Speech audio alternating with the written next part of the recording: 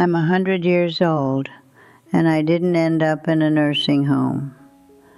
Not because I got lucky, not because I was tougher than everyone else, because I refused to let my life shrink. And if you're honest, yours might already be shrinking. You go out less. You rely on people more. You postpone things that used to be easy. You tell yourself, I'll deal with it later. That's how it starts. A nursing home doesn't begin with an ambulance. It begins with small surrenders. Most people don't realize they're losing their independence until it's already gone. I watched it happen to people I loved, people who thought they had time, people who believed independence would last forever. It doesn't. It disappears quietly until one day someone else is making decisions about your life. So I made a rule for myself, a daily rule. Actually, 5 of them. 5 small habits that kept me in my own home, in my own chair, with my own name on the mailbox. And I'm telling you now, because if you wait until you need them, it'll already be too late. Even when I didn't feel like it, even when it hurt, even when I had nowhere important to go. Because staying inside is how people disappear.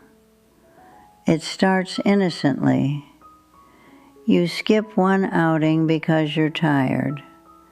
You cancel another because it's raining. You tell yourself you'll go tomorrow. And slowly, the world outside stops feeling like it belongs to you. Your legs weaken. Your confidence fades. Your circle gets smaller until one day, leaving the house feels impossible. And that's when other people start deciding things for you. I watched it happen to my neighbor Martha. She used to walk to the corner store every morning. Then she stopped, first once a week, then once a month, then not at all. Within 2 years, she wasn't living in her home anymore. Not because she wanted to leave, because she couldn't stay. So I made a rule. If I can stand, I go outside. Not far, not fast, just enough to remind my body and the world that I'm still here. Independence isn't something you keep by accident. You keep it by stepping outside before it's taken from you. Not through a screen, not a text, not a like on a photo, a real voice, a real conversation. Because silence is where people start to fade. After my husband died, this house became unbearable.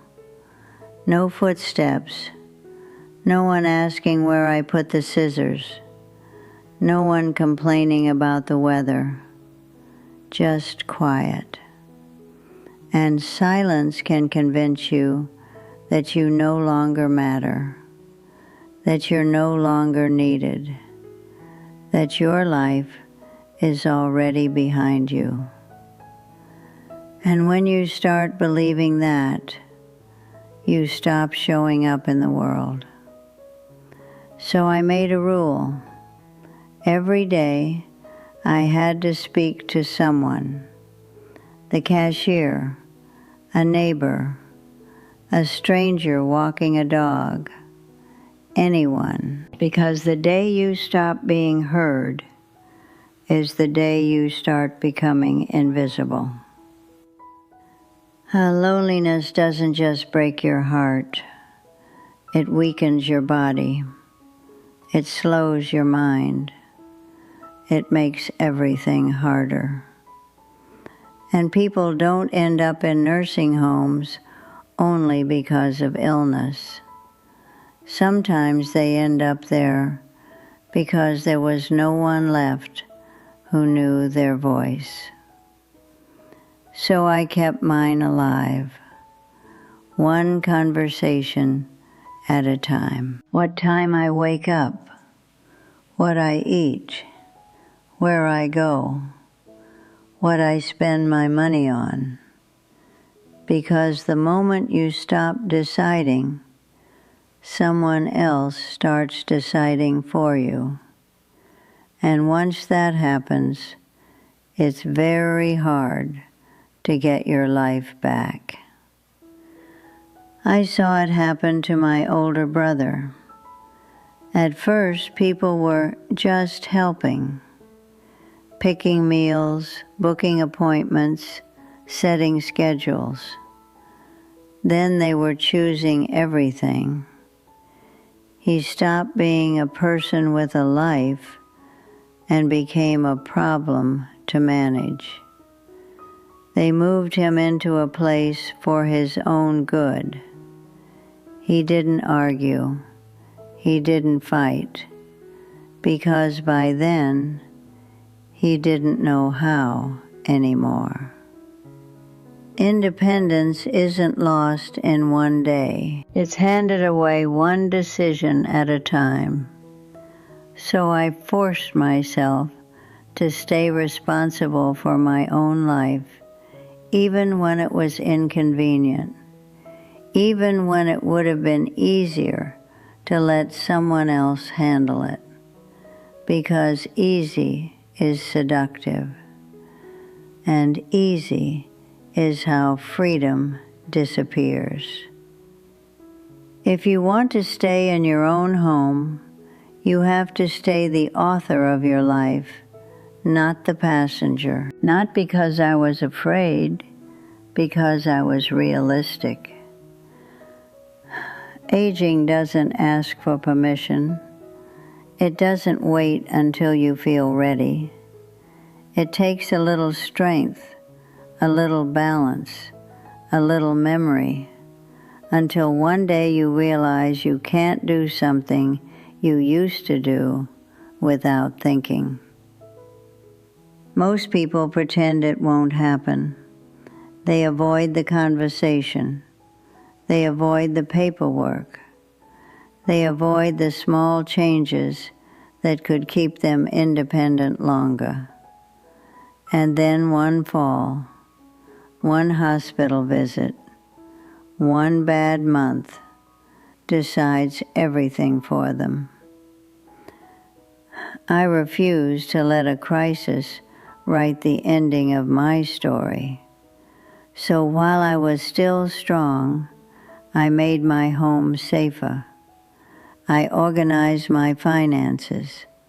I wrote down what I wanted and what I didn't want. Not because I was giving up, because I was protecting my future self. Freedom doesn't disappear only from weakness. Sometimes it disappears from lack of preparation. If you want to stay in your own home, you have to think ahead before life forces you to. Not useful in a grand way, not important to the world, just needed by someone. Because when you feel unnecessary, you start letting go of life. You stop taking care of yourself. You stop planning ahead. You stop fighting to stay independent. I watched it happen to a man on my street after his wife died. No one depended on him anymore. No one waited for him. No one noticed if he stayed inside all day. Within a year, he looked 20 years older. Within 2, he was gone from that house. Not because his body failed first, because his purpose did. So I made a quiet promise. As long as someone needs me, I'll keep showing up. I read to children at the library. I send birthday cards. I water my neighbor's plants when she visits her daughter. Small things, but small things give you a reason to wake up. Independence isn't sustained by strength alone. It's sustained by purpose. Because when your life still matters to someone, you fight to stay in it. I'm 100 years old. I wake up in my own bed. I walk through my own kitchen. I sit in a chair that remembers my life. Not because I was stronger than everyone else, because I refused to disappear before my time. Independence isn't something you keep by accident. It's something you protect every single day. One walk, one conversation, one decision, one act of preparation, one reason to wake up. That's all it is. Small things done long enough to keep your life from shrinking. One day you'll be older than you are now. Your body will be slower. Your circle will be smaller. And your world will try to close in on you. In that moment, you'll either still be standing in your own home or wishing you had fought harder to stay there. So don't wait for fear to force you into action. Start protecting your independence now while it still belongs to you. Because the nursing home doesn't begin the day you move in.